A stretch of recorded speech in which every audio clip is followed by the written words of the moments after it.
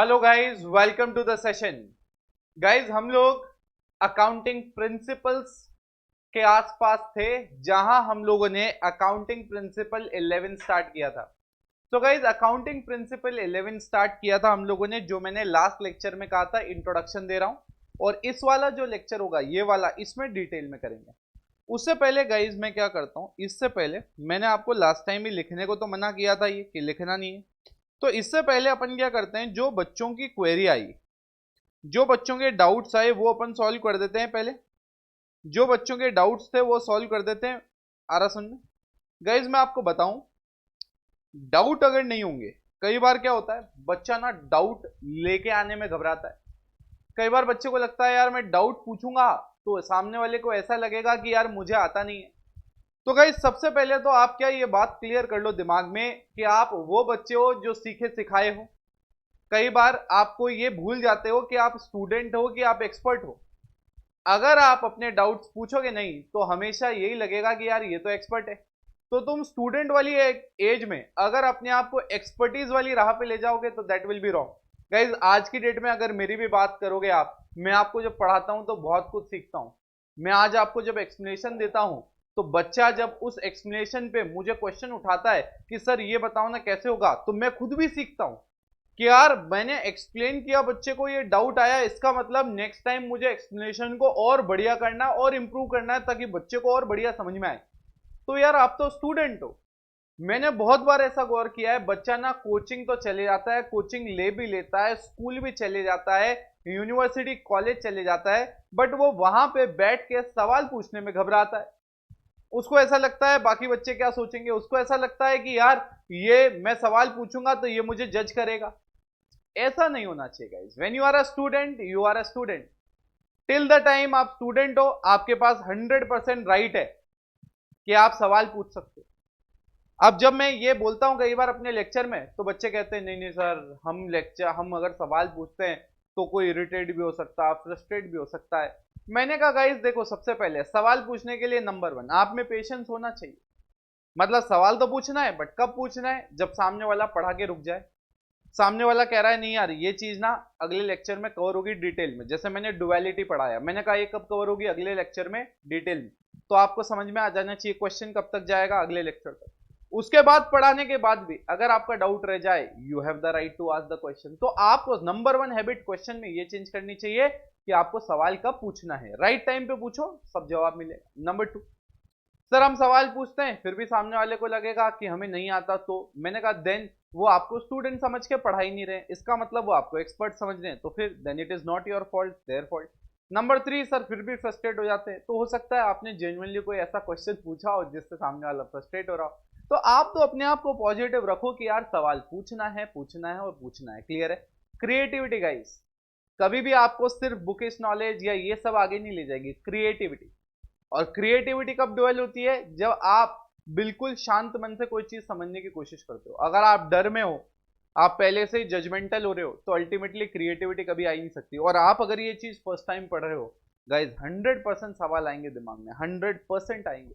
आज भी जब मैं पढ़ता हूं मेरे दिमाग में भी सवाल आ सकता है, यार ये चीज ऐसे होगी तो और क्या होगा। तो इसका मतलब आप तो स्टूडेंट लाइफ में सवाल आना चाहिए। क्लियर है बेटा फंडा? तो do not ever hesitate to ask me the question.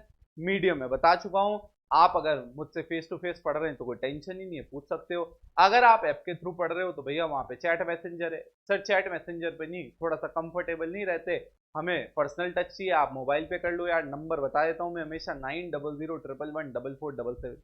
मैं वैसे आप लोगों की सहूलियत के लिए I will be making up one Telegram channel also, मतलब फॉर योर लेवल। तो अकेडमिक लेवल के लिए मैं एक टेलीग्राम का चैनल बनाऊंगा, वैसा ही सीए के लिए होगा, वैसा ही सिविल सर्विसेज के लिए होगा। तो आप वहाँ पे एडअप हो सकते हैं, आपकी कोई क्वेरी होगी तो वहाँ पे भी आपको आंसर किया जाएगा, या जो मेरी तरफ से मटेरियल है वो आपको मिलेगा। आप YouTube पे देख रहे हैं मेरा लेक्चर, तो YouTube में भी सेम मोबाइल से कनेक्ट हो सकते हो, या फिर आप वहाँ पे भी कमेंट डाल सकते हो। तो जनरली मेरे पास वहाँ से कमेंट आ जाते हैं and I try to sort out कि मैं आंसर दूं। ठीक है, but never ever let that question die guys. Question को कभी मरने मत देना, क्वेश्चन मतलब आगे लेके जाएगा, नहीं तो आपका ब्रेन सबकॉन्शियसली ट्रेन हो जाता है, सबकॉन्शियसली ट्रेन हो जाता है कि सवाल पूछना ही नहीं। तो ऐसा गलत ट्रेनिंग अपने दिमाग को नहीं देना है, नंबर 1। नहीं तो ये सब पढ़ा रहा हूं, सब फेल हो जाएगा, सब वेस्ट हो जाएगा। तो मेरे पास 2 क्वेश्चन आए थे बेटा, दोनों क्वेश्चन ले लेता हूं, और दोनों के दोनों क्वेश्चन चेन्नई से थे बेटा, चेन्नई से थे। अब देख लो बेटा, मैंने कहा मेरा क्वेश्चन नंबर 1 का आंसर देता हूं और क्वेश्चन नंबर 2 का आंसर देता हूं, दोनों को ध्यान से देखना। पहला क्वेश्चन पूछा उन्होंने, पहला क्वेश्चन पूछा उन्होंने, कहा प्रीपेड वाले से रिलेटेड था। याद है 4 कॉन्सेप्ट पढ़ाए थे। मैंने कहा था एक प्रीपेड होता है, एक क्या होता है आउटस्टैंडिंग, एक होता है अक्रूड, एक होता है अनर्न। तो उन्होंने सवाल क्या पूछा था, आप समझने की कोशिश करना। उन्होंने कहा सर आप कैश बेसिस ऑफ अकाउंटिंग पे हो, क्या हो, कैश बेसिस ऑफ अकाउंटिंग पे हो, ठीक है। अब आपको लेट्स से, मैं इसको थोड़ा सा फ्रेम कर रहा हूं ताकि आपको समझ में आ जाए। ईयर 1 और ईयर 2, बोले सर मैं आपके पास कोचिंग पढ़ने आया और आपकी फीस थी लेट्स से यहाँ पे 1 लाख रुपीज और यहाँ पे भी थी 1 लाख रुपीज। मैंने कहा सर मैं दोनों साल का एक साथ दे देता हूं, तो आपके पास कितना इनकम आ गया, 2 लाख। तो आपने कैश बेसिस पे अपनी इनकम कितना, रेवेन्यू कितना मानोगे आप मानोगे 2 लाख। तो उस बच्चे का सवाल था सर आप भले ही कैश बेसिस फॉलो कर रहे हो, बट जो अगले साल की इनकम है 1 लाख, आपने उसको इसमें काउंट तो करी ना।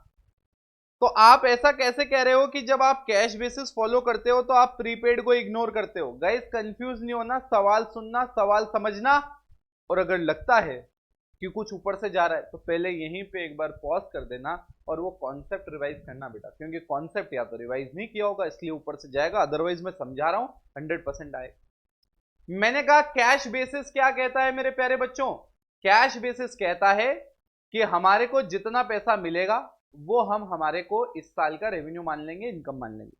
तो मैंने कहा कहने का मतलब ऐसा है, यहां पे मुझे लास्ट ईयर का पैसा मिल रहा है, कितना मिल रहा है बेटा, लास्ट ईयर का पैसा मिल रहा है, मतलब करंट ईयर का पैसा मिल रहा है 1 लाख और अगले साल का 1 लाख मिल रहा है। तो वो बच्चा कह रहा था सर ये तो जो पैसा है ये तो आपका प्रीपेड है। क्या है मेरे प्यारे बच्चों, वो बच्चा कह रहा था ये तो क्या है आपका प्रीपेड है। तो आपने जब इस साल में 2 लाख अपना रेवेन्यू माना तो आपने तो कंसिडर किया ना प्रीपेड, समझ में आया। तो आप ऐसा कैसे कह रहे हो कि ये प्रीपेड आप नहीं मानते, आप तो मान रहे हो, तो आप तो गलत बोल रहे हो, ऐसा वो बच्चा बोलना चाह रहा था पोलाइटली, ठीक है। अब समझने की कोशिश करना। मैंने कहा मेरे प्यारे बच्चों देखो कैश बेसिस क्या बताया था, मैंने कहा अगर अक्रूवल होता तो क्या होता, ध्यान से सोचो, अक्रूवल होता तो क्या होता। अक्रूवल होता तो तुम कहता भले ही ये 2 लाख हमें मिले हैं बट करंट ईयर को कितना रिप्रेजेंट करते हैं, सिर्फ 1 लाख, तो आपकी इनकम भी कितनी होगी मेरे प्यारे बच्चों, 1 लाख। सर वो बचा हुआ 1 लाख, वो बचा हुआ 1 लाख मेरी अगले साल की इनकम है, तो वो प्रीपेड, वो मेरे लिए एसेट है। जब मैं प्रीपेड बोलता हूं इसका मतलब क्या है, मेरे पास प्रीपेड आ गया, एसेट क्या सॉरी लाइबिलिटी है, अनअर्न्ड इनकम है। तो जब मैं अनअर्न्ड इनकम बोलता हूं कि मेरे को एडवांस में कोई इनकम आ गई है, तो वो मेरे लिए क्या है, अनअर्न्ड। तो अनअर्न्ड और प्रीपेड मैंने कहा था आप एक ही बोल सकते हो, तो अनअर्न्ड या प्रीपेड दोनों लिख देता हूं, कंफ्यूज नहीं हो आप। तो वो बच्चा कह रहा था आपने 2 लाख में ये अनअर्न्ड या प्रीपेड ले तो लिया। मैंने कहा यही तो मैं बता रहा था बेटा, समझ रहे, सही हो, क्वेश्चन भी सही है और आना भी चाहिए लेजिटिमेट, बट आप समझो। मैंने कहा कैश बेसिस ये कहता है हमें जो पैसा मिलेगा दैट इज जो 2 लाख रुपए मिले हम पूरे को रेवेन्यू मान लेंगे, हम इसको डिवाइड नहीं करेंगे कि कितना अर्नड है और कितना अनअर्नड है। वापस सुनना, वापस सुनना, मैं कह रहा हूं 2 लाख रुपए मुझे मिले, मैं उनको डिवाइड नहीं करूंगा कि कितना अर्नड है और कितना अनअर्नड। तो टेक्निकली मैंने कैश बेसिस में इग्नोर कर दिया ना अनअर्नड को। तो अरे ये मत सोचो कि 2 लाख में वो अनअर्नड भी है, बट एक्चुअली वो अनअर्नड अगर मैं मानता तो मैं उनको डिवाइड करता, मैं बाइफरकेट करता, what is earn and what is unearned. But in cash basis I don't do that, I take up the complete amount जो भी मुझे मिला है as my income. Is this clear to you guys, समझ में आ रहा है कैश बेसिस क्या होता है। अब सुनना बेटा, दूसरा वाला कौन सा क्वेश्चन था वो बताता हूं। दूसरा वाला बच्चे का कॉन्सेप्ट था कॉस्ट कॉन्सेप्ट। अब बेटा जिसने ये कॉस्ट प्रिंसिपल ही नहीं पढ़ा, पहले तो एक बार पॉज करके उसको रिवाइज करके पढ़ लो यार, लास्ट क्लास में था तो लिखा हुआ होगा कॉपी में, नोट करने के लिए टाइम देता हूं। तो बच्चे ने बोला, बोले सर आपने कॉस्ट प्रिंसिपल पढ़ाया, ये मुझे समझ में नहीं आया। उस बच्चे का ही एग्जाम्पल है, पहले वाले में तो बच्चे का सिर्फ क्वेश्चन था, एग्जाम्पल मैंने बनाया, इसमें खुद का एग्जाम्पल है। उसने कहा सर मैंने एक आईफोन खरीदा। क्या खरीदा मेरे प्यारे बच्चों, एक आईफोन। उसने कहा सर मैंने उसको यूज किया 2-3 साल 4 साल, तो मैंने आईफोन खरीदा लेट से सर 50,000 रुपए में, और बाद में मैंने उसको सेल किया।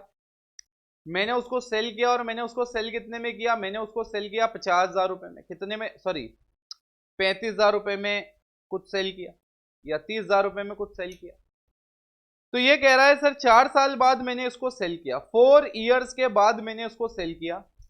तो ये मुझसे बोल रहा है कि सर मैं इस आईफोन को बुक्स में क्या वैल्यू पे दिखाऊं। आ रहा समझ में? उसका सवाल ये था सर 50 पे दिखाऊं कि 30 में बिकने वाला है तो 30 दिखाऊं। तो मैंने कहा गाइज मैं वैसे बेसिक समझाऊंगा, इसके क्वेश्चन का आपको आंसर दूंगा। अब उससे पहले क्या एक और चीज इंपॉर्टेंट जो मैं वैसे आगे समझाता, बट क्योंकि ये सवाल आ गया था तो इसका मतलब आप सबको भी ये डाउट आना चाहिए था, तो मैं पहले एक इंपॉर्टेंट पार्ट बता देता हूं तुम्हें। जैसे तुम्हें याद होगा हमने एसेट को क्लासिफाई किया था, ये वाला पार्ट मैं कॉपी भी करने को दूंगा आपको, और अगर चाहो तो आपके दिमाग में भले क्वेश्चन नहीं आए, हमेशा याद रखना बच्चा क्यों पढ़ता है कि यार मैं सब बच्चों की, मतलब बच्चे का एक ये भी होता है लर्निंग का प्रोसेस कि यार भले ही मेरे दिमाग में क्वेश्चन ना आया हो, मेरे दिमाग में सवाल नहीं आया हो, बट किसी और के दिमाग में अगर अच्छा सवाल आया है तो आपकी ड्यूटी बनती है उसको अपनी लैंग्वेज में लिख लो, ताकि आप उस एंगल से भी इस प्रिंसिपल को, इस सिचुएशन को विजुअलाइज कर पाओ। अब देखो एसेट मैंने आपको बताया था कि एसेट क्या होता है बेटा, एसेट क्या होता है। एसेट मैंने कहा था नॉर्मली दो तरह के होते हैं, ये दो तरीके के हम पढ़ के आए। कौन से होते हैं बेटा दो तरीके के? मैंने कहा एसेट दो तरीके के होते हैं, नाम सुनना दोनों क्या होते हैं। मैंने कहा एक होता है non current asset, non current asset, और दूसरा कौन सा होता है मेरे प्यारे बच्चों, करंट एसेट। एक होता है नॉन करंट एसेट और एक होता है करंट एसेट। याद आ रहा है क्या? नॉन करंट एसेट मतलब जिसका फायदा हमें इस फाइनेंशियल ईयर से खत्म होने के अगले 1 साल के भी बाद मिलेगा, और current asset within next 1 year मिल जाएगा। अब मैंने कहा ये जो करंट एसेट है ना, ये भी दो पार्ट में बाइफरकेटेड है माय डियर फ्रेंड्स, ये करंट एसेट भी दो पार्ट में बाइफरकेटेड आप मान लो, वैसे है नहीं बट मैं बता रहा हूँ, मतलब इसमें और भी चीजें आती है, बट ग्रॉस लेवल पे मैं आपको बता रहा हूँ कि दो चीजों में बाइफरकेट हो सकता है। एक को हम बोलते हैं फिक्स्ड एसेट्स, क्या बोलते हैं मेरे प्यारे बच्चों, फिक्स्ड एसेट्स, और दूसरे को मैं बोलता हूँ इन्वेस्टमेंट्स। क्या बोलता हूँ, इन्वेस्टमेंट्स। तो ब्रॉडली ये दो कैटेगरी में मैं बांट सकता हूँ, ठीक है। अब ध्यान से सुनना, ध्यान से सुनना, ठीक है। अब मैंने कहा अब ध्यान से सुनना, मैंने कहा ये जो मैं बात कर रहा था ना लास्ट लेक्चर में कॉस्ट कॉन्सेप्ट की, तो ये जो कॉस्ट कॉन्सेप्ट होता है ना, और मैंने जो डेप्रिसिएशन की बात बताई थी, डेप्रिसिएशन हमेशा फिक्स्ड एसेट्स पे लगता है। क्या लगता है, किस पे लगता है, फिक्स्ड एसेट्स पे। डेप्रिसिएशन या अमोर्टाइजेशन क्या लगता है, फिक्स्ड एसेट्स पे। वापस बताता हूँ वापस।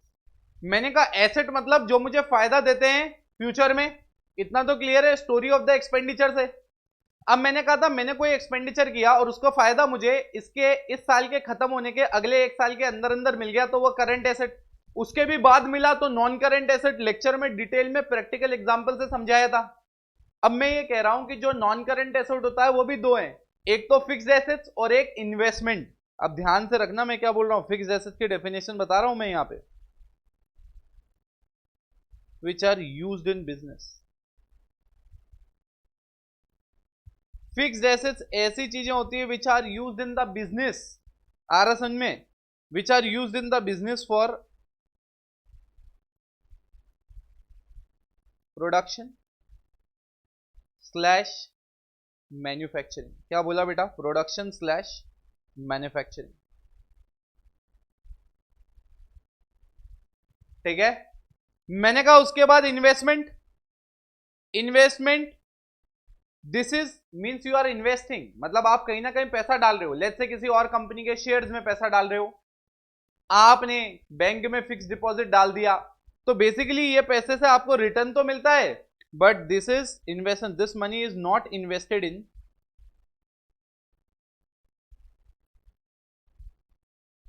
For production slash manufacture. मतलब आपने प्रोडक्शन या मैन्युफैक्चर के लिए ये इन्वेस्टमेंट नहीं किया। स्टोरी समझ में आ रही है बेटा मैं क्या बोल रहा हूं, स्टोरी समझ में आ रही है। वापस पढ़ते हैं, वापस पढ़ते हैं। देखो कंफ्यूजन होना तो वन ऑफ द बेस्ट चीज है बेटा।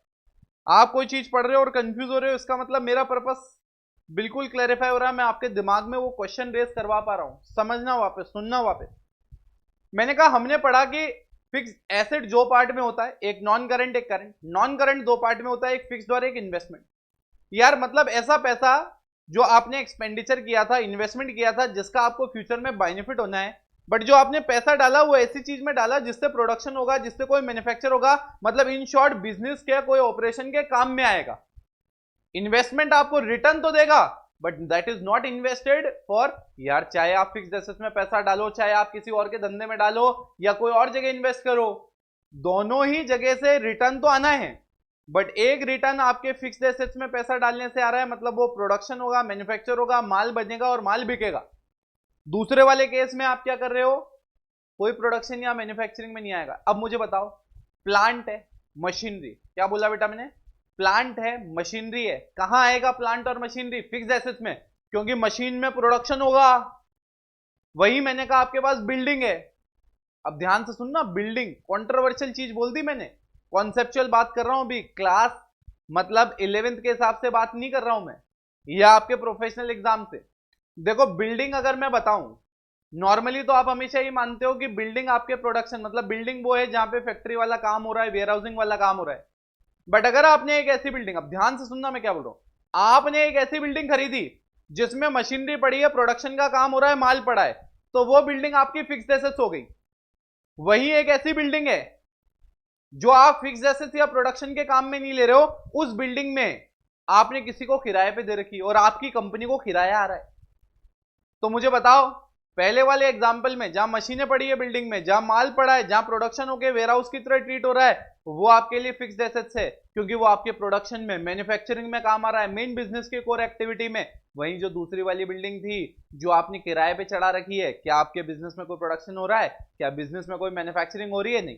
तो अब आप देखो, कभी भी अकाउंट्स नाम से नहीं होता, नेचर से होता है, इसलिए मैं कॉन्सेप्ट पे इतना फोकस कर रहा हूं। बच्चे क्या होते हैं, आगे चले जाते हैं 3-4 साल, फिर सवाल पूछते हैं, अरे ये बिल्डिंग इन्वेस्टमेंट में क्यों आई। अरे भैया पर्पस देखो ना, नाम से कुछ नहीं होता, अकाउंट्स में टेक्निकल टर्म्स डिफाइंड है, उन टेक्निकल टर्म्स के बेसिस पे सारी चीजें होंगी। क्या आपको बिल्डिंग वाला एग्जांपल क्लियर है, ये आपको अपनी लैंग्वेज में दिखना है, मैं यहां डिक्टेट नहीं करा रहा हूं, मैं बता रहा हूं बस, ठीक है। अब आगे समझ में, अब उस बच्चे के सवाल पे वापस जाते हैं, अब आपको समझ में आएगा।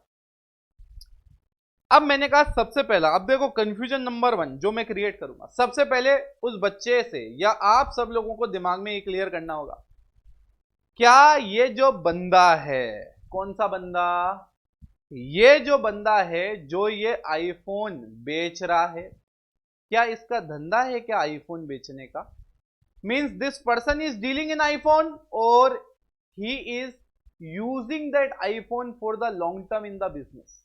समझ में आ रहा है। तो नॉर्मली बच्चे के क्वेश्चन के हिसाब से कॉस्ट प्रिंसिपल को ध्यान में रखते हुए मैं अभी क्या बता रहा हूं कि ये मेरा फिक्स्ड एसेट्स है, क्या है मेरा, मैं एज्यूम कर रहा हूं मेरा फिक्स्ड एसेट। अभी आगे मैं एक कॉन्सेप्ट पढ़ाऊंगा और उस कॉन्सेप्ट में मैं क्या मानूंगा, इसको फिक्स्ड एसेट्स नहीं मानूंगा, वो भी समझाऊंगा मैं आपको, don't worry about it, clarity है अपने को। अब सुनना, मैंने कहा मैंने एक आईफोन खरीदा, अब मुझे एक बात बताओ, ये आईफोन खरीदा 50,000 में खरीदा, मेरे पास बिल कितने का आया होगा, मेरे पास बिल कितने का आया होगा, मेरे पास बिल आया होगा 50,000 रुपीज का। तो आज की डेट में जब मैं अकाउंटिंग करूंगा तो मैं 50 ही लिखूंगा ना। आज मुझे बताओ ना, ईयर 1 में मुझे कैसे पता पड़ेगा कि 4 साल बाद कितने का बिकेगा, अरे भविष्य कौन बताता है मेरे प्यारे बच्चों, नहीं पता ना। तो मुझे बताओ ना, ईयर 1 में जो ये आईफोन रिकॉर्ड होगा, वो आईफोन कितनी किस वैल्यू पे रिकॉर्ड होगा बुक्स में, 50,000 ही होगा ना, क्योंकि डॉक्यूमेंट क्या बोलते हैं 50,000। उस बच्चे ने फिर क्वेश्चन में एडिशन डाला हुआ है, उसने कहा कि सर ये हर साल ना 5,000 का रिडक्शन हो रहा है वैल्यू में, मतलब 5,000 का हर साल डेप्रिसिएशन लग रहा है। मैंने कहा कोई टेंशन की बात नहीं है। मैंने कहा ईयर 2 आएगा, ईयर 2 में मैं क्या बोलूंगा कि मेरे पास एसेट था 50,000 का ईयर 1 में, और मैंने ईयर 2 में उसको यूज कर लिया 5,000, तो भैया उसके बाद ईयर 2 के एंड में वैल्यू कितनी रह जाएगी, 45,000। आ रहा समझे। अरे अगर ईयर 1 के शुरुआत में आईफोन खरीदा होगा और ईयर 1 में भी डेप्रिसिएशन लगा होगा, तो एंड में वैल्यू ईयर 1 के 45,000 भी लिख सकते हो, बट मैं मान रहा हूं कि ईयर 1 के एंड में खरीदा, तो सेकंड ईयर पूरा यूज आया तो कितना रिडक्शन हुआ वैल्यू में, 5,000। वैसे अगले साल फिर यूज किया, फिर 5,000 रिडक्शन हुआ। तो बेसिकली आप बेचोगे तब वो बेचने वाली गणित बाद में देखेंगे, अभी मेन चीज है कि आप रिकॉर्डिंग, आप जब ट्रांजैक्शन ईयर 1 में रिकॉर्ड करोगे तो आप किस पे रिकॉर्ड करोगे, 50,000 पे रिकॉर्ड करोगे कि आप किसी और वैल्यू पे रिकॉर्ड करोगे, आपके पास एविडेंस किसका है, 50,000 का है कि आपके पास 30,000 का है। अरे भैया आपके पास तो 50,000 का बिल है, तो आप कितने पे रिकॉर्ड करोगे, 50,000 पे। गाइस डेप्रिसिएशन अगर आपको थोड़ा सा कच्चा भी है ना, तो ये आने वाले चैप्टर में, मतलब कई बार बच्चे के दिमाग में ये भी सवाल आता है, सर आपको कैसे पता पड़ा कि एक साल में आईफोन 5000 ही यूज होगा? बेटा सबसे पहली बात, डेप्रिसिएशन अगर आप अपने कोर्स कंटेंट में देखोगे तो डेप्रिसिएशन आपके एक पूरा का पूरा चैप्टर है। तो वहां पे हम सीखेंगे कि 50,000 की आपने ये जो आईफोन खरीदा उसको एक साल में यूज करके जो रिडक्शन डेप्रिसिएशन निकालते हैं वो वैल्यू कैसे आती है। अभी आप ये मानो कि वैल्यू हमने वो फॉर्मूले यूज करके निकाल ली और 5,000 का डेप्रिसिएशन आया, क्लैरिटी है। But the question was not that, don't confuse yourself in these terms, depreciation ये वो सिंपल सा फंडा है। हम एसेट को 50,000 में खरीद रहे हैं तो हम खरीदते वक्त उसको किस पे रिकॉर्ड करेंगे? हम किस पे रिकॉर्ड करेंगे? कॉस्ट पे। फिर मैंने आपको बताया था अगर आप उसको यूज कर रहे हो तो ये अलाउड है कॉस्ट प्रिंसिपल में कि आप उसकी वैल्यू धीरे धीरे यूजेज के हिसाब से क्या कर सकते हो, रिड्यूस करते जा सकते हो, इसलिए डेप्रिसिएशन कॉन्सेप्ट आया था। लास्ट लेक्चर अच्छे से सुना होगा तो ये पक्की बात है, यहाँ समझ में आएगा। आपने वो 15-20 मिनट आधा घंटा लेक्चर के बाद दिया होगा रिवाइज करने में, पक्का आपको आएगा। क्लियर है? और ये जो मैं बता रहा हूं आपको पॉज कर करके अपने अपने बादल टाइप बना के, छोटे छोटे स्टार टाइप बना के नोट खुद की लैंग्वेज में भी लिखने गाइस, ताकि ये अपना पार्ट स्ट्रॉन्ग हो जाए। मैंने क्या कहा, सिर्फ ऐसे देखने में, मतलब क्या होता है, most of the people ignore the small small things, चाहे वो बच्चे के क्वेश्चन हो चाहे वो ये बेसिक पढ़ाना हो। बट आप हमेशा ध्यान रखना ये जो बेसिक है, टोटल आप आवर्स मिक्स कर लोगे ना, मैं टोटल 5 घंटे लूंगा, टोटल 5 आवर्स जिसमें पूरा का पूरा बेसिक कवर होगा। बट जब मेरे साथ आप प्रैक्टिकल अकाउंटेंसी चालू करोगे ना, मेरी गारंटी है कि आपको आप कहीं अटक जाओ, मतलब आपका जो कॉन्सेप्चुअल लेवल होगा ना वही अलग होगा। क्लियर है? अब आप देखो फटाफट ये क्वेश्चन अपनी लैंग्वेज में कॉपी करो, मैं दिखा रहा हूं आपको अपनी लैंग्वेज में जैसे आपको लिखना है आप इसको लिख सकते हो।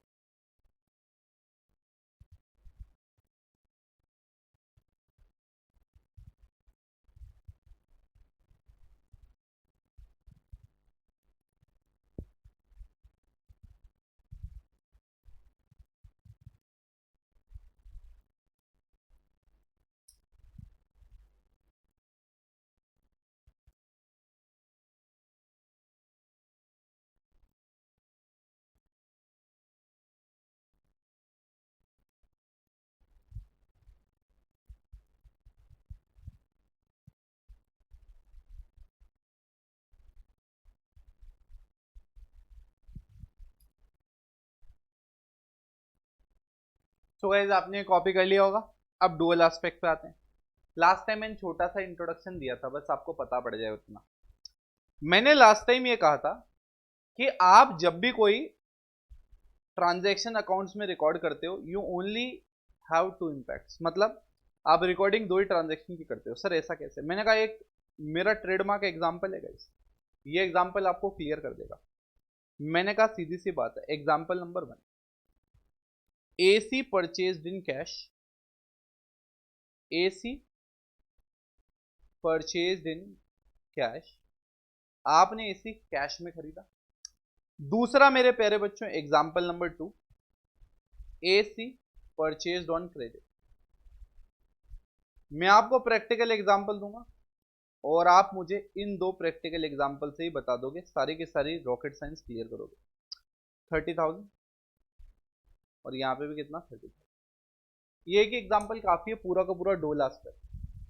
बट मैं आपको बता दूं कुछ लेक्चर के बाद जब हम एक चैप्टर करेंगे जिसका नाम अकाउंटिंग इक्वेशन होगा, उस अकाउंटिंग इक्वेशन के चैप्टर में, उस अकाउंटिंग चैप्टर के इक्वेशन के चैप्टर में ये डुअलिटी वापस आएगा। यहां तो मैं छोटा सा बता रहा हूं बट ये प्रिंसिपल क्या है और 2 इफेक्ट क्या है, वहां दोनों इफेक्ट का नामकरण भी आएगा। कौन सा इफेक्ट क्या होगा, वो जो डेबिट क्रेडिट अगर आपने किसी ने सुन रखा होगा तो डेबिट क्रेडिट का सारा स्टोरी आएगा, बट वो आगे वाले। अभी एक लिमिटेड यूज जो प्रिंसिपल बताता है और जो 2 इफेक्ट बताता है, सुनना।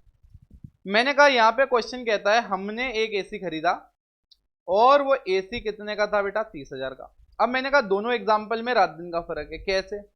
मैंने कहा देखो यार, पहले एग्जाम्पल में ये क्या बोलता है, पहले एग्जाम्पल में ये कहता है कैश, क्या कहता है मेरे प्यारे बच्चों, कैश।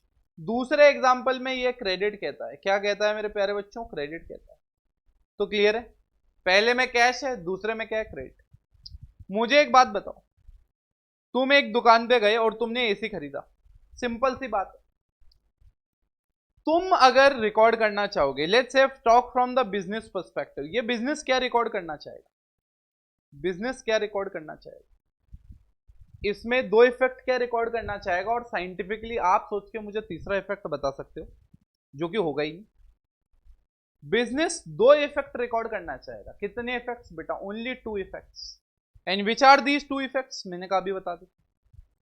मैंने कहा दीज टू इफेक्ट्स आर, ये दो इफेक्ट कौन से? मैंने कहा सबसे पहले बिजनेस ये रिकॉर्ड करेगा उसके पास एक एसी आ गया। एसी आ गया प्लस, मतलब क्योंकि उसके पास एक एसेट बढ़ा ना, तो वो ये रिकॉर्ड करना चाहेगा कि उसके पास एक एसी आ गया। क्या आ गया? एसी। दूसरा वो ये रिकॉर्ड करना चाहेगा कि उसके पास जो कैश पड़ा था वो कम हो गया, मतलब एक दूसरा एसेट, मतलब एक एसेट की वैल्यू तो बढ़ गई और दूसरा एक एसेट है, कैश भी उसके लिए एसेट ही है ना, पैसे होंगे तो कुछ भी फायदा उठा सकते हो उससे, खरीद सकते हो मार्केट में, कोई भी बेनिफिट ले सकते हो। तो मैंने कहा अपन यही रिकॉर्ड करेंगे कि भैया एसी तो आया और मेरे पास जो कैश पड़ा था वो कम हो गया। क्या आप अपनी किताबों में दुकानदार का नाम लिख के रखना चाहोगे? क्यों रखोगे यार? उससे कोई मतलब ही नहीं है। अपना एसी आ गया, अपन ने कैश दे दिया, दो इफेक्ट लिखेंगे। सर कल को एसी खराब हो गया तो गारंटी वारंटी नाम नंबर। अरे मेरे प्यारे बच्चों, वेरीफाइबल कॉन्सेप्ट, बिल तो रखोगे ना, तो बिल में लिखा हुआ ही है ना, अलग से लिख के रखने की क्या जरूरत है? तो will you record the name of the vendor? No.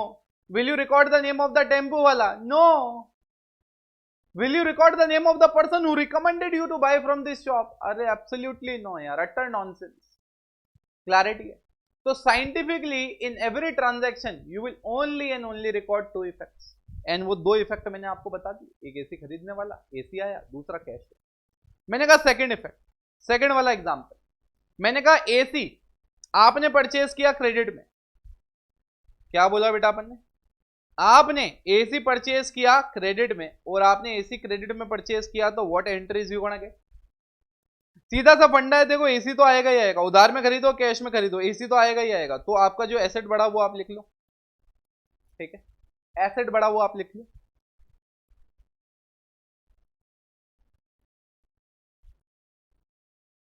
ठीक है? जो एसेट बढ़ा वो क्या करो बेटा? आप लिख लो। यहां तक की स्टोरी तो क्लियर है। मैंने कहा नाउ द स्टोरी नंबर 2। क्या इसमें कैश गया? क्या आपने उधार में खरीदा तो आपका पैसा कम हो गया? नहीं। उधार में जब आप खरीदोगे दुकानदार को क्या कहोगे? पैसा देंगे। कब? कल। कब दोगे? परसों। कब दोगे? उसके अगले दिन। तो कहने का मेरे बच्चों मतलब क्या है? आपने जैसे उधार में खरीदा, वो सामने वाला बंदा जो वेंडर था जिसने आपको माल सप्लाई किया, वो टेक्निकली क्या बन गया? आपकी एक लाइबिलिटी बन गया। सर लाइबिलिटी क्यों? अरे भविष्य में पैसा दोगे कि नहीं दोगे? भविष्य में पैसा दोगे ना, पैसा देना ही पड़ेगा भविष्य में, तो that person is your liability. अब मुझे बताओ तीसरा इफेक्ट, सोच के बताओ क्या मतलब है तीसरा इफेक्ट रिकॉर्ड करने से? सर इस वाले में नाम रिकॉर्ड नहीं किया था, इस वाले में नाम रिकॉर्ड किया, ऐसा क्यों? अरे भैया जब उधार में खरीदा तो लिख के नहीं रखोगे किससे उधार में खरीदा? कल को वो आ गया 1 महीने बाद, बोले भाई साहब 40,000 रुपए देना, अब तुमने कहीं लिख ही नहीं रखा अकाउंट्स में कि मेरे ऊपर लाइबिलिटी है, मुझे पैसा देना है। अब वो 40 मांगेगा तो 40 देने पड़ेंगे, बट वहीं लिखा हुआ होगा, आप कहोगे हाँ भैया देखो लिखा हुआ है कितने, 30,000। वो कहेगा नहीं नहीं 40 थे। अब बिल निकालोगे आप, तो आपके पास प्राइमरी इंफॉर्मेशन तो रिकॉर्डेड होनी चाहिए ना, और याद भी रहना चाहिए। कल को वो भी नहीं आए तो आपको तो पैसा देना है ना, गुडविल मेंटेन रखनी है। तो ये डुअलिटी यही कहता है कि आप कोई सा भी ट्रांजैक्शन सोच लो, साइंटिफिकली अकाउंट्स में हर ट्रांजैक्शन के आपको दो इफेक्ट्स ही रिकॉर्ड करने होते हैं।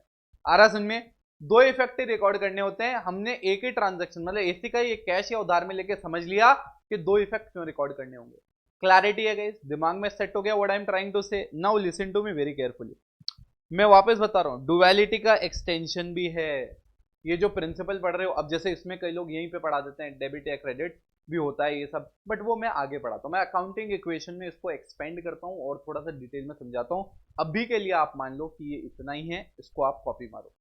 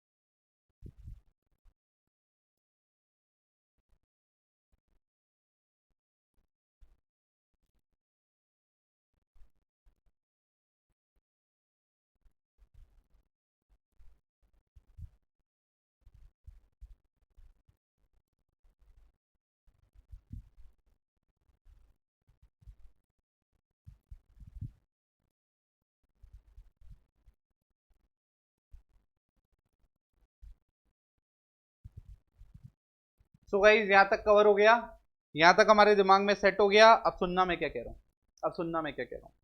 मैं कह रहा हूं मेरे प्यारे बच्चों, ये मेरा कौन सा था, ये AP11 था। अब मेरे प्यारे बच्चों यहां पे आता है AP12। Now what does AP12 says, क्या कहता है AP12, होता क्या है पहले ये समझ लो। ये करवाना इसलिए जरूरी है क्योंकि ऊपर वो जो आईफोन वाला एग्जांपल था ना, वो मैं कनेक्ट करूंगा। अब ध्यान से देख, मैंने का नाम है इसका, ऊपर वाले का मतलब आईफोन वाले का एग्जांपल कैरी फॉरवर्ड कर लूंगा मैं। अब समझना, दोनों अलग है बट यूजेज है। मैंने कहा एक कॉन्सेप्ट है जिसको हम बोलते हैं प्रूडेंस कॉन्सेप्ट या प्रूडेंस प्रिंसिपल। प्रूडेंस कॉन्सेप्ट और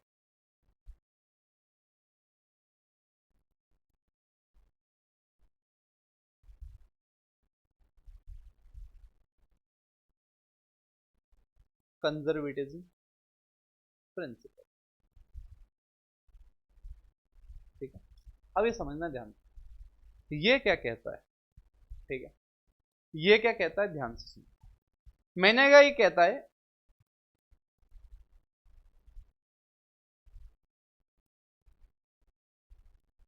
दिस प्रिंसिपल स्टेट्स, पहले बता देता हूं क्या बोलता है, फिर मैं एग्जांपल से बताऊंगा। This principle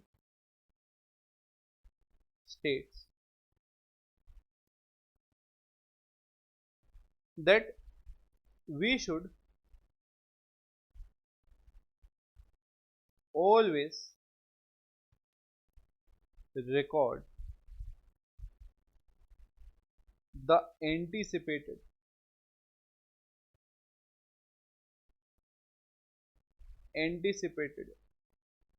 losses but not anticipated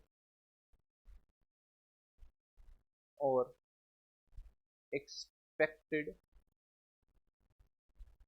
profits। ठीक है, समझ में आ रहा मैं क्या बोल रहा हूं।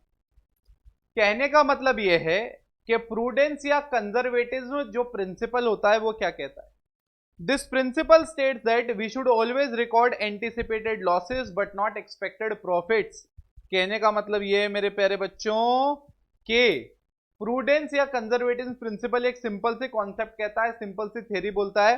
वो कहता है आपको कभी भी अपने जो प्रॉफिट होने चाहिए वो कभी एंटिसिपेट नहीं करने चाहिए, बट आपको हमेशा अपने जो लॉसेस होते हैं वो क्या करने चाहिए मेरे प्यारे बच्चों, एंटिसिपेट करने चाहिए, नॉट एक्सपेक्टेड प्रॉफिट्स। आ रहा समझ सर मतलब क्या है। मैंने कहा एक एग्जांपल से समझाता हूं, ऐसे प्लेन इंग्लिश है समझना मुश्किल है। देखो बेटा, बिजनेस यूजेज, मैंने कहा मेरे पास एक स्टॉक है, गुड्स। क्या है मेरे पास गुड्स पड़े। लेट्स से मैं आईफोन में डील करता हूं, जो मैं कह रहा था उसी आईफोन से कनेक्ट कर देता है। मैं आईफोन में डील करता हूं, मतलब मेरा टारगेट यही है आईफोन खरीदना और आईफोन बेचना। अब मुझे बताओ पहला क्वेश्चन, ये जो आईफोन मेरा टारगेट है खरीदना और बेचना, ये मेरे लिए करंट एसेट है कि फिक्स्ड एसेट है।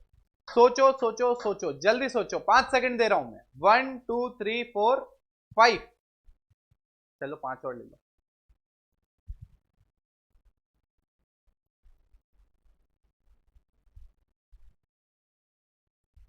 सोचा गाइस, आईफोन आपका करंट एसेट है। सर ऐसा क्यों, फिक्स्ड एसेट क्यों नहीं है। गाइस एक बात बताओ, आप आईफोन में डील करते हो, तो जो आईफोन आपके पास पड़े हैं, क्या बोला, जो आईफोन आपके पास पड़े हैं, आप उनको अगले साल तो बेचोगे ही ना यार, रख के थोड़ी रखोगे साल साल भर, 1.5 साल। तो बेसिकली जो प्रोडक्ट में आदमी डील करता है वो उसके लिए करंट एसेट होता है। स्टोरी समझ में आ गई। अब कहने का मतलब ये है, अब मुझे पता है कि ये आईफोन, और ध्यान से रखना ये आईफोन मेरे पास बेचने के लिए, क्या है, बेचने के लिए। अब मैंने कहा जो last day of the accounting year है, last day of the year, हमारे पास इस आईफोन को लेके 2 वैल्यू रहेगी। इस आईफोन को लेके 2 वैल्यू रहेगी। आ रहा समझ, एक वैल्यू रहेगी इसकी कॉस्ट। अब देखो ध्यान से देखना बेटा, एक रहेगी कॉस्ट और दूसरी रहेगी मार्केट वैल्यू। अब कई लोग कहेंगे ये जो प्रिंसिपल है, ये तो हिस्टोरिकल कॉस्ट के थोड़ा अगेंस्ट होगा। एक बार अपन उस पर भी डिस्कशन करेंगे, चर्चा करेंगे, पहले ये थोड़ा सा समझते हैं। आपका आईफोन है, last day of the accounting year आपने खरीदा था इसको 50,000 में, मार्केट में नए मॉडल लॉन्च हो गए, दूसरी कंपनियों ने सस्ते मोबाइल निकाल दिए, मार्केट वैल्यू कितनी हो गई, मार्केट वैल्यू कितनी हो गई, केस 1 लेते हैं, मार्केट वैल्यू कितनी हो गई 40,000। तो मेरे प्यारे बच्चों मार्केट वैल्यू अगर 40,000 हो गई तो व्हाट डज दिस इंडिकेट, आपकी कॉस्ट ज्यादा है, मार्केट वैल्यू कम है। इसका मतलब हम एंटिसिपेट कर सकते हैं कि भविष्य में नुकसान होगा। यस। तो आप कौन सी वैल्यू में आईफोन को रिकॉर्ड करोगे बुक्स में, 50 या 40? आप 40 पे रिकॉर्ड करोगे। हिस्टोरिकल कॉस्ट कॉन्सेप्ट से भी कनेक्ट करेंगे, जल्दबाजी मत करो, पहले ये प्रिंसिपल के हिसाब से देखो। प्रिंसिपल कहता है लॉस हो रहा है, हाँ हमें लग रहा है मार्केट वैल्यू तो 40 ही है, तो जब हम बेचेंगे वो 50 का नहीं बिकेगा, वो 40 का बिकेगा, मतलब 10,000 का एक एंटीसिपेटेड लॉस है जो हम एंटीसिपेट कर रहे हैं होगा। तो भैया लॉस एंटीसिपेटेड है ना, बुक कर लो। होगा नहीं होगा वो बात की बात है, लॉस तो आज का आज ही बुक कर लो। ठीक है। अब देखो नंबर टू क्या कहता है। नंबर टू कहता है लेट्स से कॉस्ट है 50,000 और मार्केट वैल्यू है 60,000, मतलब आपका एंटीसिपेटेड प्रॉफिट है, माल भले ही 50,000 का पड़ा है, मार्केट में वैल्यू कितनी हो गई 60, तो आपको लग रहा है अगले साल जब भी बिकेगा 10,000 का प्रॉफिट होगा। बुक्स में आप ये 10,000 के प्रॉफिट को रिकॉर्ड करोगे क्या, आईफोन को 60 पे लिखोगे क्या, नहीं, आप कितने पे लिखोगे 40। प्रूडेंस कॉन्सेप्ट सिंपल सा कॉन्सेप्ट कहता है मेरे प्यारे बच्चों, जब प्रॉफिट होना उसी दिन मानना, बट अगर तुम्हें लग रहा है लॉस हो सकता है आज ही लिख लो। क्यों ऐसा, अरे यार यूजर्स है ना, बैंकर है, इन्वेस्टर है, क्रेडिटर है, कल को तुमने प्रॉफिट एंटिसिपेटेड दिखा दिया, उस भरोसे उन्होंने माल दे दिया, पैसा डाल दिया बिजनेस में, पैसा डूब सकता है। लॉसेस उनको सारे दिखाओ ताकि वर्स्ट कंडीशन पता हो, बट कभी भी प्रॉफिट एक्सपेक्टेड मत दिखाओ, तुम्हारे ज्यादा एंटिसिपेटेड प्रॉफिट के चक्कर में उनका पैसा डूब गया तो यूजर्स को ट्रू पिक्चर पता पड़नी चाहिए, ट्रू इन फैक्ट। देखो सिचुएशन खराब दिखाई, बढ़िया हो गई, चलेगा, आ रहा समझने। तो एंटिसिपेटेड लॉसेस दिखाओ, एंटिसिपेटेड प्रॉफिट्स मत दिखाओ। पहला वाला पार्ट क्लियर हो गया, दिमाग में सेट हो गया आपने। अब सुनना मैं क्या कह रहा हूं। मैं ये कह रहा हूं मेरे प्यारे बच्चों, अब कई बच्चे ये कहते हैं, समझ में आ गया ना ये क्या है, प्रूडेंस तो समझ में आ गया, कंजर्वेटिज्म समझ में आ गया, लॉसेस एंटिसिपेटेड लॉसेस रिकॉर्ड कर लो बट एंटिसिपेटेड प्रॉफिट्स रिकॉर्ड नहीं करो, जो मैंने यहां बता दिया। कई लोग कहते हैं ये तो हिस्टोरिकल कॉस्ट के खिलाफ है, सर आप तो हमें बोल रहे थे कॉस्ट पे रिकॉर्ड करना, कॉस्ट जैसे मार्केट वैल्यू कॉस्ट से कम हुई आपने 40 पे लिख लिया। मैंने कहा मेरे प्यारे बच्चों आई विल नॉट लाई, लोग ऐसे कई बार इसको अवॉइड कर देते हैं, कनेक्ट ही नहीं करते, but as I always say कि I always believe in confusing the student in the class में कंफ्यूज कर दो, फिर क्लैरिटी भी लेके आओ, कंफ्यूजन छोड़ो मत, बट कंफ्यूजन जितना क्लास में हो उतना ही बच्चे का दिमाग खुलेगा, आप सोचोगे। गाइस पक्का बात है, ये जो प्रूडेंस कहता है ये वॉयलेशन में है historical cost concept, historical cost concept क्या है, वॉयलेशन में है, वॉयलेट करता है ये, ठीक है। बट ये याद रखना, ये मोस्ट ऑफ द टाइम आपके स्टॉक पे या करंट वाले जो आपके आइटम्स होते हैं उन पे लगता है, आ रहा समझे। हमेशा याद रखना, जो आपके इन्वेस्टमेंट्स होते हैं या जो आपके फिक्स्ड एसेट्स होते हैं ना, उन पे कभी भी आप मार्केट वैल्यू पे नहीं दिखाते, आप कॉस्ट पे दिखाते हो, जब तक कि इन्वेस्टमेंट या उनमें कोई परमानेंट डिक्लाइन ना हो। आगे जाके अकाउंटिंग स्टैंडर्ड है, अभी कुछ नहीं करना उनका, बट एक छोटी सी बात याद रखना, यहाँ पे हम क्यों ऐसा कर रहे हैं, क्योंकि ये जो आईफोन है ना, हमने हमारे पास किस इंटेंशन से रखा है, यूज करने के हिसाब से, किसके हिसाब से, यूज करने के हिसाब से। जो हमने फिक्स्ड एसेट्स खरीदा था ना, उस फिक्स्ड एसेट्स को तो हम कॉस्ट पे दिखाते हैं, क्यों, क्योंकि हमारा इंटेंशन ही नहीं है बेचने का। जब हमारे बेचने का इंटेंशन ही नहीं है तो मार्केट वैल्यू से मतलब ही क्या है। अरे मैंने एक बिल्डिंग खरीदी 1 करोड़ की, अब मार्केट में भाव गया 80 लाख, मुझे क्या मतलब है 80 लाख से, मेरे को तो बेचने का ही नहीं है ना, मैं तो बिल्डिंग यूज के लिए ले रहा हूं। बट अगर एक आईफोन मैंने बेचने के लिए खरीदा है 50 का, 40 का हो गया, मुझे फर्क पड़ता है, क्योंकि मैं जब बेचूंगा 10 का नुकसान हो जाएगा। तो अंडरस्टूड द डिफरेंस। स्टॉक और इन जैसी चीजों में प्रूडेंस या कंजर्वेटिज्म क्यों लगता है, क्योंकि यहाँ पे आपका इंटेंशन होता है किस चीज का, सेल का, तो आप ऐसे कनेक्ट कर सकते हो। हायर लेवल पे इनमें बहुत सारे और कॉम्प्लेक्स चीजें आती है, but at the basic level आपको सीधा से समझना है। आपके वैसे तो इस लेवल में दोनों इंडिविजुअली आएंगे, कभी कंबाइंड होके नहीं आएंगे, बट एज अ स्टूडेंट आपको सोचना है, आपको अलग ही पूछा जाएगा हिस्टोरिकल कॉस्ट कॉन्सेप्ट क्या होता है, तो as per the historical cost concept we should record the transaction at cost not at the market value. What is prudence concept? Prudence concept says that anticipate the losses but not the profits. आपके तो यहीं तक आएगा, ये example आप बता दोगे तो खुश हो जाएगा एग्जामिनर के बच्चे में दिमाग है, बट आपके दिमाग में ये भी क्लियर होना चाहिए कि यार यहाँ पे क्यों लग रहा है प्रूडेंस, कॉस्ट क्यों नहीं लग रहा, क्योंकि यहाँ पे आपने जो आइटम रखा है ना अपने पास, ये आपने किस इंटेंशन के साथ रखा है, बेचने के लिए। बेचने के लिए रखा है तो भैया आपके लिए तो जो मार्केट वैल्यू है इंपॉर्टेंट है। वहां आपके लिए जो फिक्स एसेट्स आपने रखे हैं वो किस चीज के लिए रखे थे, यूज के लिए रखे थे, तो आपको मार्केट वैल्यू से कोई मतलब ही नहीं। Am I making sense to you guys? मैं ज्यादा डिटेल में कनेक्ट नहीं कर रहा हूँ क्योंकि बेसिक लेवल पे वो नहीं है, बट आपको पूरा का पूरा मीनिंग अच्छे से प्रैक्टिकली समझा दिया, क्लैरिटी है। फटाफट इसको कॉपी मारो गाइस। कहां से मारना कॉपी अपने को?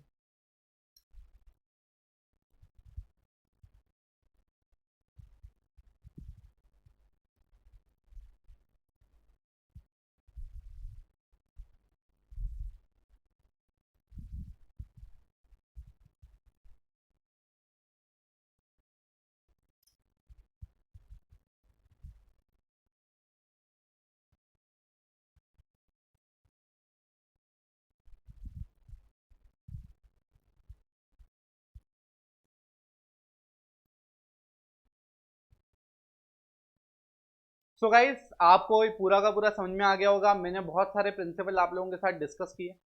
गाइज, जितने भी प्रिंसिपल मैंने आपके साथ डिस्कस किए, मैंने उनका प्रैक्टिकल इंप्लीकेशन भी आपके साथ डिस्कस किया है।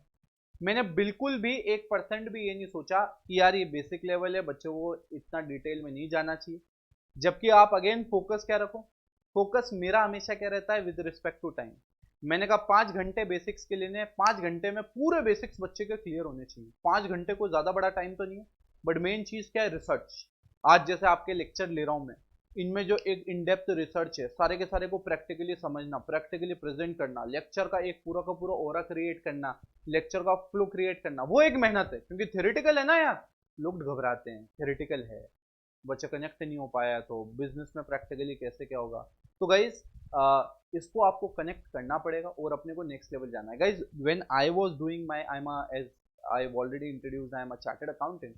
सो guys, when I was doing my CA, trust me, these basics helped me a lot. Not only in clearing the CA exams, but in exam, in सारे के सारे basics ने ना, always whenever I used to work, चाहे मैं CA में internship कर रहा था मुंबई में, तब भी इन्होंने मुझे बहुत बहुत हेल्प किया। क्योंकि जब आपका ये बेस अच्छा होता है तो आप लोगों से conversation with respect to technical terms better कर पाते हो। फिर क्या कोई नई सिचुएशन आती है, मोस्टली क्या होता है, बच्चा इग्नोर करता है और ट्रांजैक्शन जो प्रैक्टिकल क्वेश्चंस होते हैं उनको भी रट्टा मार लेता है। बट अगर आपने समझ रखे होंगे तो मेन जब प्रैक्टिकल लाइफ में जाओगे तो नई नई सिचुएशन आएगी और आपका ये बेस क्लियर होगा तो आप सबसे बिल्कुल अलग दिखोगे। तो अपना टारगेट क्या है? स्टार बनाना बेटा। क्लियर है?